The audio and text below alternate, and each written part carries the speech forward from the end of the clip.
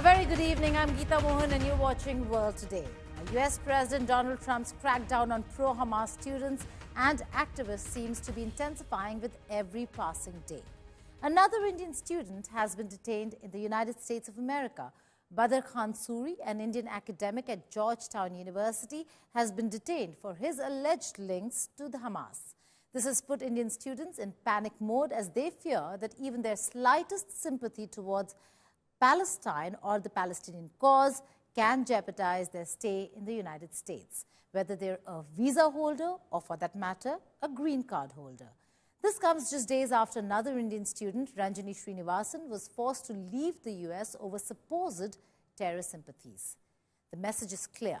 Any association, even ideological, can send or end a student's American dream. But is this a necessary step for national security, or is it silencing voices in academic spaces? Here's a report. Badar Khan Suri isn't just another international student. He's a postdoctoral fellow at Georgetown University with a background in peace and conflict studies from Delhi's premier institute, Jamia Millia Islamia. His research focuses on ethnic conflicts in West Asia and South Asia. Suri was arrested outside his home in Virginia by masked federal agents. His visa was revoked on the orders of Secretary of State Marco Rubio. The Department of Homeland Security says that Suri had close connections to a known or suspected terrorist. He is also charged for spreading Hamas propaganda on campus. It must be noted that Hamas has been designated a terrorist organization in the US. Now, his wife, Mafiz Saleh, an American citizen of Palestinian heritage, has also been targeted online for her family's supposed ties to Hamas. According to reports, Suri's wife is originally from Gaza but an American citizen now. The two got married in January 2014. The report further states that Suri's father-in-law, Ahmad Yusuf, was a former deputy foreign minister in the Hamas government in Gaza. In fact, Ahmad Yusuf is known as Hamas's gate to the West. So, now the question remains, is Suri's arrest about security concerns or political persecution? The action against students like Ranjani Srinivasan and Badar Khan Suri is part of the wider Trump administration to end anti-Semitic and pro-radical activities. I think we ought to get them all out of the country. They're troublemakers, they're agitators. They don't love our country. We ought to get him the hell out. I think that guy, we ought to get him. I heard his statements too. They were plenty bad. And I think we ought to get him the hell out of the country. I watched him. I watched tapes. Specifically, I watched tapes. And you can have him. Okay? You can have him. And you can have the rest of them. Let them go to school. Let them learn. Columbia used to be a good school. Now it's been overrun because of bad leadership. That's what happens. Happens to countries and it happens to universities. The crackdown is already disrupting education funding. The US government has paused financial aid programs, impacting thousands of students, many of whom depend on scholarships for tuition. This comes on the heels of Trump administration's decision to axe the Department of Education. Moreover, research funding cuts are making life harder for international PhD students. The message from the Trump administration is clear. Any association with Hamas, even verbal or ideological, can end an international student's American dream. The crackdown is now raising a major debate. Is this just about security? Or is it an attack on free speech? Elite institutions are under pressure to report students involved in activism linked to Hamas. This has left many in fear of being expelled from the country.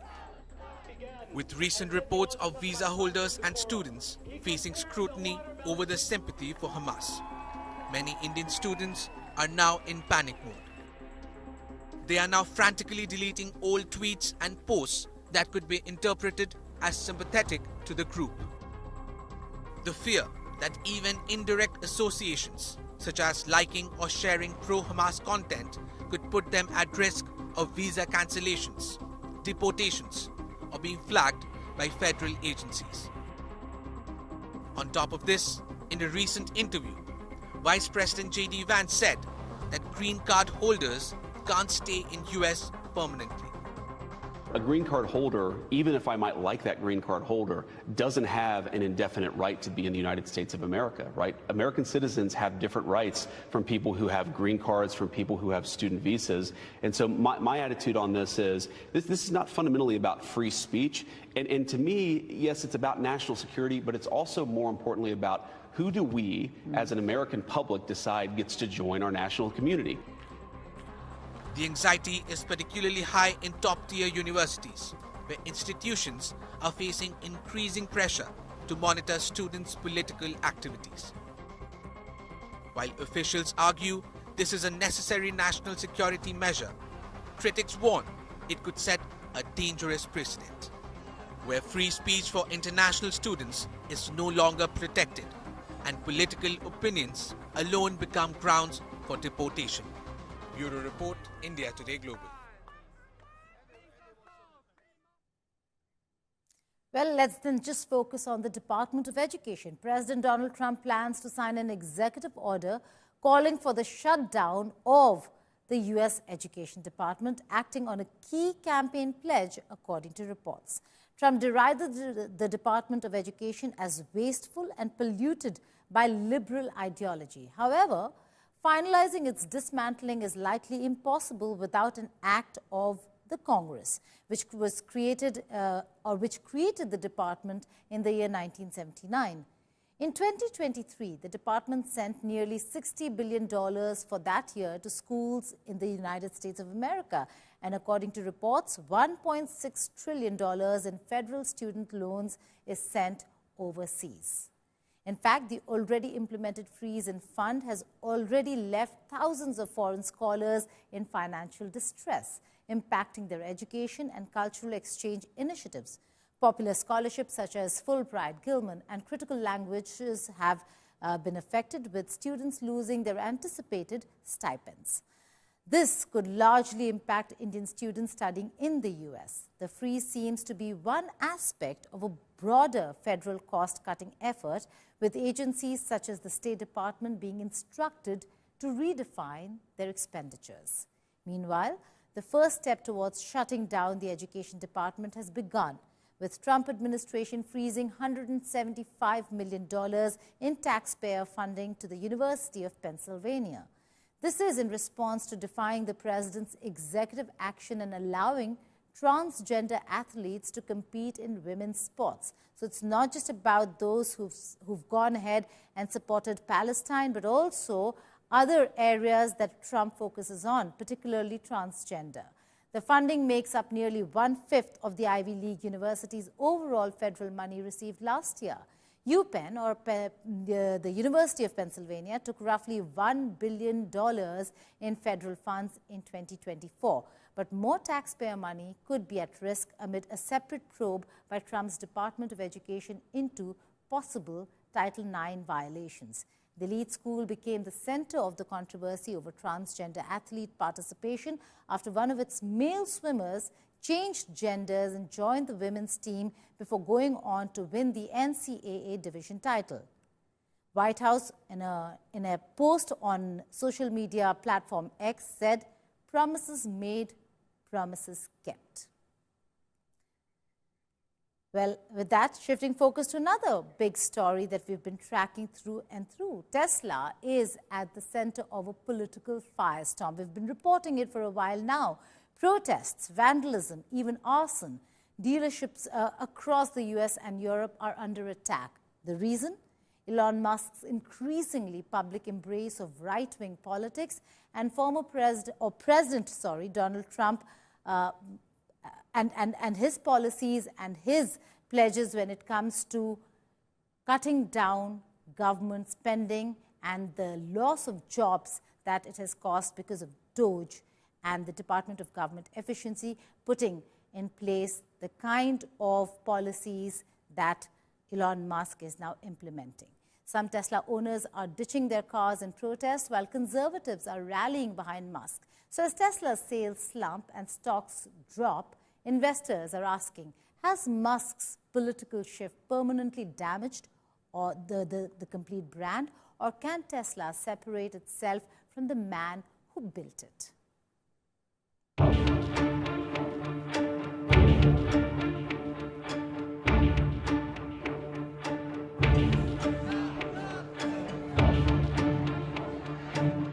Tesla has long been an industry disruptor in the field of electric vehicles, but now it's facing protests, vandalism, and declining sales. The reason is CEO Elon Musk's growing ties to right-wing politics and to President Donald Trump. The backlash has been widespread. Across the United States and Europe, Tesla dealerships have been hit by protests, some peaceful and others destructive. In cities like Portland and Seattle, showrooms have been vandalized, windows smashed, and vehicles defaced. In extreme cases, arsonists have set fire to Tesla vehicles and charging stations. Federal officials are investigating whether these acts are coordinated. Law enforcement has also been busy. A man in Oregon allegedly threw Molotov cocktails at a Tesla store, later returning to shoot out its windows. In Seattle, 4 Cybertrucks were set on fire in a Tesla lot. And in Las Vegas, multiple Teslas were torched outside a service center, with "Resist" spray painted across the doors. Authorities believe some of these attacks may be politically motivated. Critics say that Musk's politics have changed Tesla's image. Many buyers once saw Tesla as an innovation-driven, eco-friendly brand. But after Musk bought Twitter, now X, and publicly backed Trump, some owners started selling their Teslas in protest. They say they no longer want to be associated with Musk's ideology.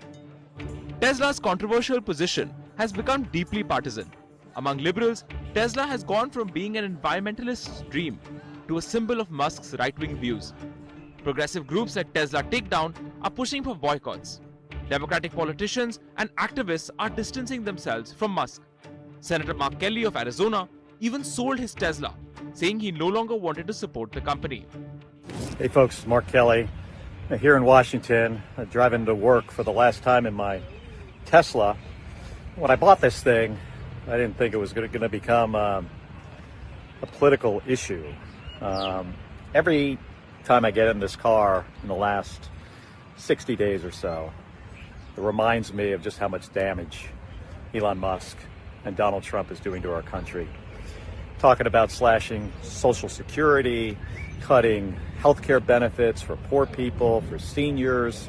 It's one bad thing after the next. He's firing veterans. I'm a veteran, so I have a really hard time driving around in this thing. So I think it's time for an upgrade today. So this is going to be my last trip in this car. There are some things I really liked about it. There are things I didn't like about it, but that doesn't matter.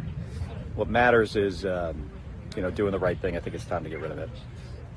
Elon Musk kind of turned out to be an asshole, and I don't want to be driving a car built and designed by an asshole. So, looking forward to my new ride. Polling also shows a shift. Tesla's favorability among Democrats has plummeted. Many are switching to other brands. Conservatives, however, are rallying behind Musk. Donald Trump has defended Musk, calling him a patriot and labeling the Tesla attacks as domestic terrorism. Strategists for the Republican Party argue that Musk could even help make electric vehicles more acceptable to the right wing. Right-wing media figures have also praised Musk for fighting against woke culture. Yet Tesla is still struggling. Despite Musk's popularity, many Republicans remain skeptical of electric vehicles. Even though Republican interest in Tesla has risen, people still prefer other cars. Musk's political shift has also had real financial consequences. Tesla's stock has dropped 47% since Trump's second term began. Investors also worry that Musk is alienating Tesla's core customers. Meanwhile, US sales fell by 5.6% last year, the first annual decline in Tesla's history. Many investors are concerned that Musk is spending too much time on politics. His involvement in Washington and his push for deregulation have made him a favorite among conservatives. But some shareholders worry this could backfire, further distancing Tesla from the environmentally conscious buyers who helped build the brand. This also comes at a time when China's electric vehicles giant BYD has been dominating Tesla in a number of key global markets. Musk is still pushing forward with big plans, from self-driving technology to the Cybertruck. But his political stance has reshaped Tesla's image. The big question is this: can Tesla separate itself from Musk's controversies, or is it now permanently tied to political division? For now, the battle over Tesla continues. Protests show no sign of stopping, and politicians on both sides are weighing in. Tesla remains caught in the middle of one of the most heated political and cultural divides in modern business history. Bureau Report, India Today Global.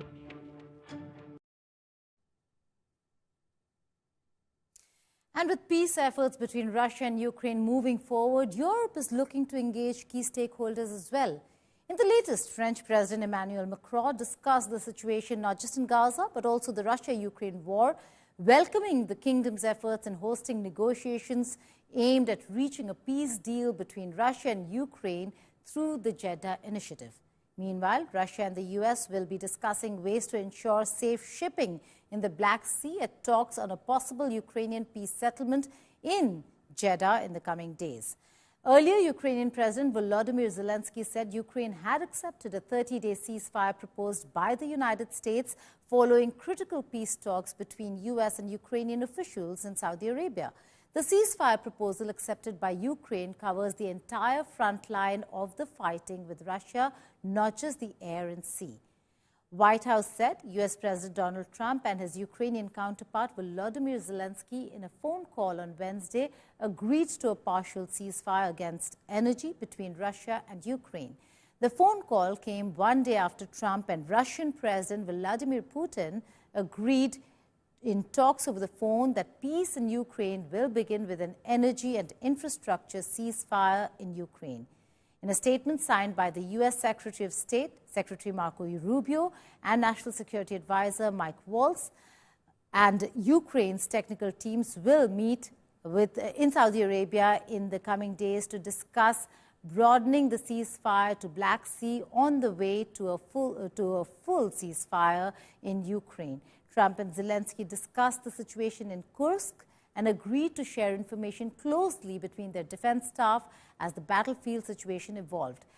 That's what the statement said. But during the phone conversation, Zelensky also asked for additional air defense systems, particularly Patriot missile systems, and President Trump agreed to work with him to find what was available, particularly in Europe.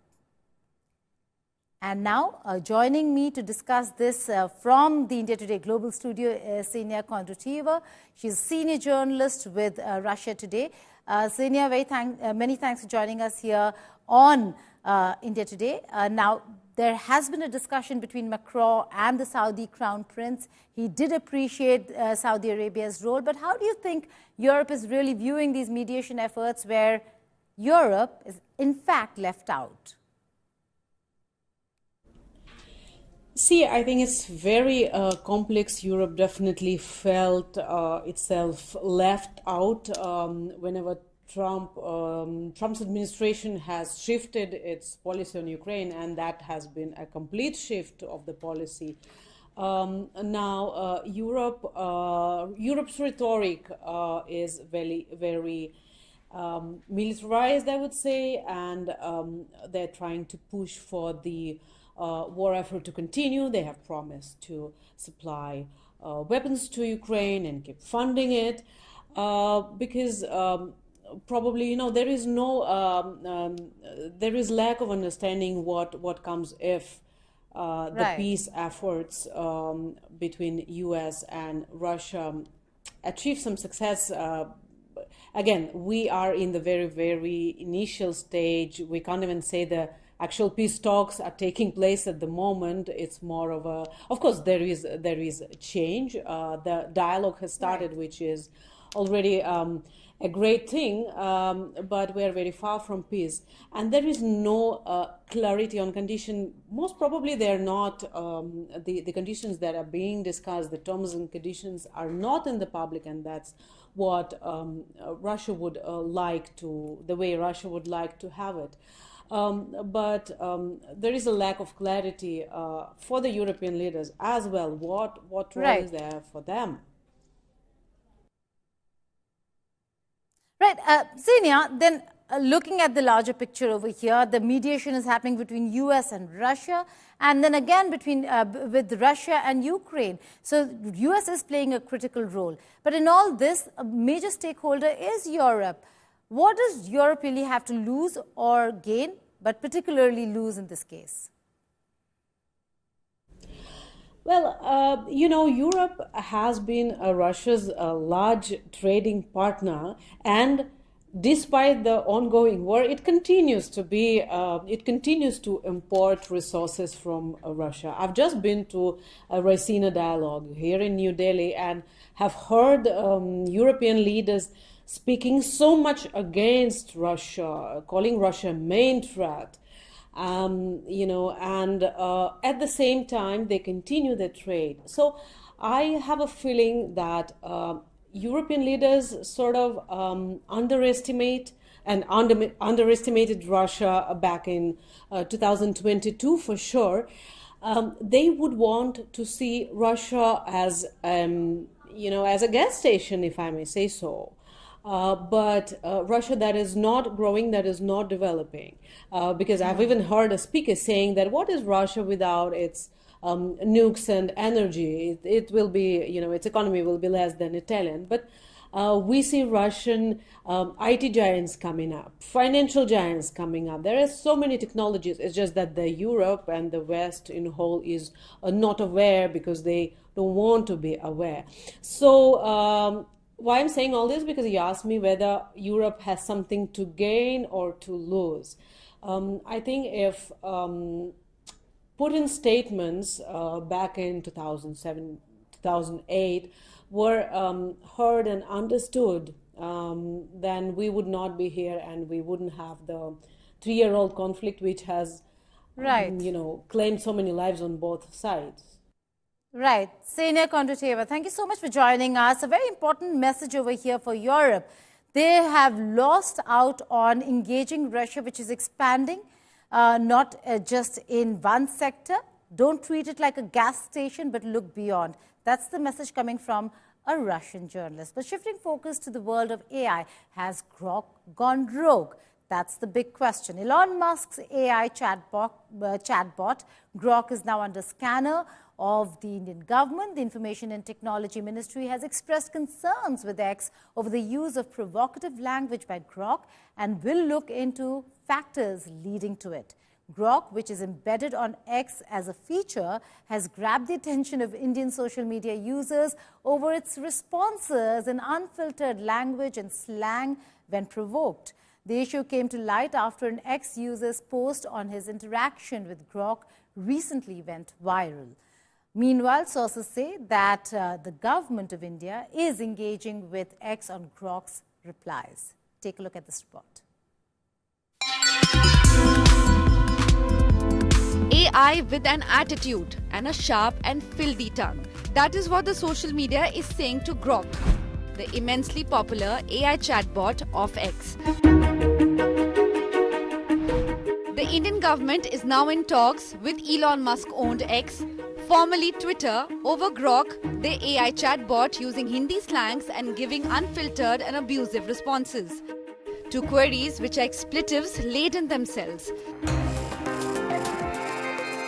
It all started when a user casually asked Grok for recommendations about 10 best mutuals, but the AI did not respond fast. Then the impatient user hurled some expletives.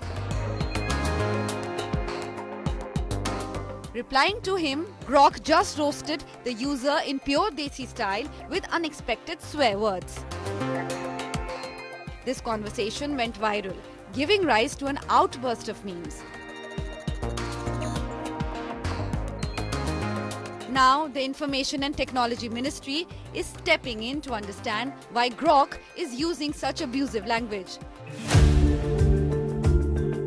Grok is a feature on X and an alternative to AI models like ChatGPT and Google's Gemini.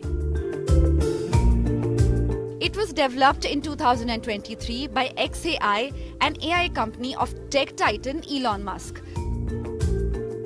As AI is becoming a part of our daily digital conversation, the unfiltered words raises concerns on our control over chatbots. Bureau Report, India Today.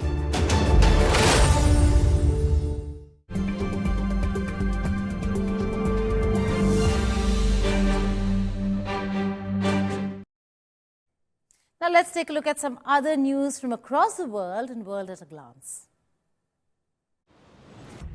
According to Russian officials and media reports, Ukraine struck Russia's Angles strategic bomber base on Thursday with drones, triggering a major blast and fire about 700 kilometers from the front line of the war. Unverified video on Russian telegram channels showed a major blast spreading out from the airfield, wrecking nearby cottages. Russia's defense ministry said that air defenses had shot down 132 Ukrainian drones over Russian regions. The base in Angles, which dates back to early Soviet times, hosts Russia's Tupolev Tu-160 nuclear-capable heavy strategic bombers known unofficially as White Swans.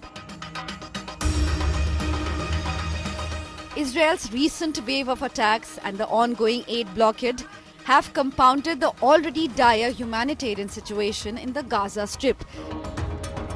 The Israeli army conducted intense airstrikes on the early mornings of Tuesday and Wednesday across multiple locations in Gaza. The strikes broke nearly 2 months of ceasefire and raised fears of fully reigniting the 17-month-long war. As per the Gaza-based health authorities, the airstrikes on Tuesday killed at least 413 people. The UK Prime Minister has visited the crew of a HM submarine as it returned to the British waters after months of undersea service. Keir Starmer sat in on the crew's debrief to hear details about the ship's operational tour. Starmer's visit to the boat's Day Zero at Barrow-in-Furness makes him the first Prime Minister to do so in more than a decade.